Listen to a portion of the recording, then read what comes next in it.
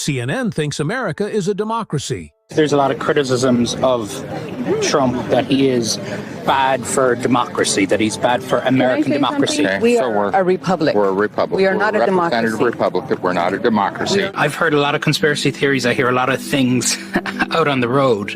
But to hear Americans, people who would describe themselves as patriots, say that America is not a democracy, that stopped me in my tracks. You are hearing people say America is not a democracy because there are people around Trump who want them to be saying that, who've been planting that narrative. People don't understand. We don't live in a democracy. This country is not a democracy. It is a republic. A democracy is ruled by the mob. The mob always votes themselves every kind of benefit that they can vote themselves. And whenever you do that, it means large, tremendously overpowering government in control. Getting together is going to really be difficult, but we've got to do it. Because if we don't wake up and do it ourselves, these men who meet in secret and plot the manipulations are going to do it whether we want it or not, and they're going to do it at the point of a gun. And they're going to take away everybody's freedom because they don't consider us responsible, capable of having that freedom, are capable, or even of using our intellect. So they'll put us in shackles and control us and force us to be peaceful. That's what the plan is, and that's what the New World Order is all about.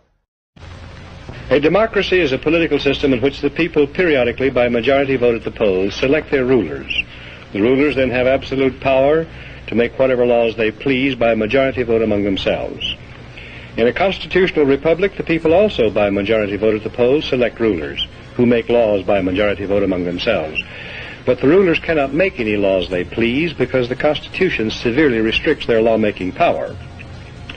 The ideal of a democracy is universal equality. The ideal of a constitutional republic is individual liberty. In this century, great strides have been made toward the goal of subverting our republic and transforming it into a democracy. The foremost tactic of the subverters is subversion of language. By calling America a democracy until people thoughtlessly accept and use the term, totalitarians have obscured the real meaning of American principles of government. The writers of the Constitution were anxious to safeguard liberty against dictatorship, monarchy they called it. But their chief anxiety was to protect the country against democracy. Edmund Randolph, delegate to the Constitutional Convention from Virginia, said the general object of the convention was to provide a cure for the follies and fury of democracy. Elbridge Gerry and Roger Sherman, delegates from Massachusetts and Connecticut, urged the Constitutional Convention to create a system to eliminate the evils that flow from the excess of democracy. Alexander Hamilton, delegate from New York, said, "We are now forming a Republican government. Real liberty is not found in democracy. If we incline too much to democracy, we shall soon shoot into a monarchy." John Adams, one of the giants of the American Revolutionary period, said, "Democracy will envy all, contend with all, endeavor to pull down all. And when by chance it happens to get the upper hand for a short time, democracy will be revengeful, bloody, and cruel." America was founded not as a democracy, but as a constitutional republic. We pledge allegiance to the republic for which our flag stands, not to a democracy. The Constitution requires a republican form of government for all states, but does not mention democracy, and neither does the Declaration of Independence or the Bill of Rights. A woman asked him what kind of government the convention had given America, and Franklin replied, "A republic, if you can keep it."